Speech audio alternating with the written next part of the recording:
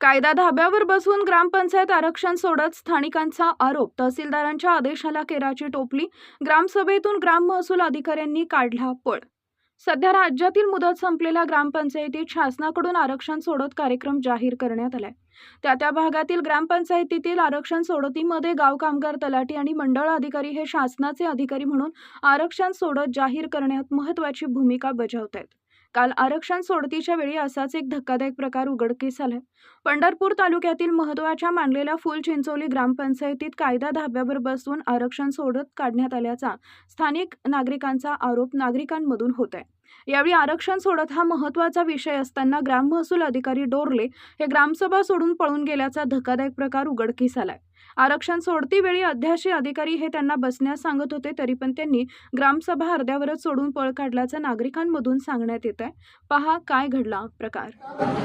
मी प्राध्यापक प्रशांत प्रक्षाळे या ठिकाणी फुलचिंचोली ग्रामपंचायत आरक्षण सोडतीच्या संदर्भामध्ये आज या ठिकाणी माननीय तहसीलदार यांच्या आदेशान्वये या ठिकाणी पीठासीन अधिकारी या ठिकाणी नियुक्त केलेले होते. आदेशील अधिकारी या ठिकाणी नियुक्त केलेले होते आणि या संदर्भामध्ये ग्रामपंचायतीमध्ये वार्डनिहाय आरक्षणाचा जो कार्यक्रम आहे तो आरक्षणाचा कार्यक्रम या ठिकाणी सोडत या ठिकाणी काढण्याचा कार्यक्रम या ठिकाणी आयोजित केलेला होता. परंतु या कार्यक्रमासाठी ग्राम महसूल अधिकारी डोरले हे या ठिकाणी उपस्थित नाहीत. हे तुम्हाला सर्वांना दिसत आहे. या ठिकाणी ग्रामसेवक उपस्थित आहेत, त्या ठिकाणी मंडल अधिकारी उपस्थित आहेत, ग्रामपंचायतीचे प्रशासक अर्थात माजी सरपंच या ठिकाणी नारायणांना त्या ठिकाणी उपस्थित आहेत. ग्रामसभा या ठिकाणी अतिशय महत्वाच्या मुद्द्यावरती या ठिकाणी ग्रामसभा या ठिकाणी होती आहे. ग्रामसभेचं आरक्षण सोडत या ठिकाणी निघते आहे.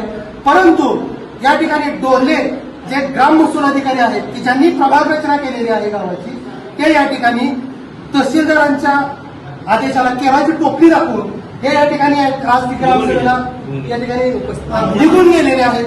गावातल्या लोकांचे असणारे काही प्रश्न आहेत त्या प्रश्नाला उत्तर न देता आरेरावीची भाषा करून तुम्ही काही करायचे ते करा, कलेक्टर पर्यंत जावा, मला काही फरक पडत नाही, तहसीलदारांकडे तुम्ही जावा, मला काही फरक पडत नाही, अशा पद्धतीची सरंजाम प्रवृत्तीची जी भाषा आहे ती भाषा या ठिकाणी वापरून त्या ठिकाणी जे ग्राम महसूल अधिकारी आहेत डोरले ते या ठिकाणी निघून गेलेले आहेत. तरी संबंधित सोलापूर जिल्ह्याचे सन्माननीय कलेक्टर आणि या ठिकाणी जे तहसीलदार आहेत माननीय न्यायदंडाधिकारी पंढरपूर यांनी त्याची दखल घेऊन त्यांच्यावरती तात्काळ स्वरूपामध्ये कारवाई केली गेली पाहिजे अशी या ठिकाणी आमच्या फुलचिंचोली ग्रामस्थांची या ठिकाणी त्यांना विनंती आहे.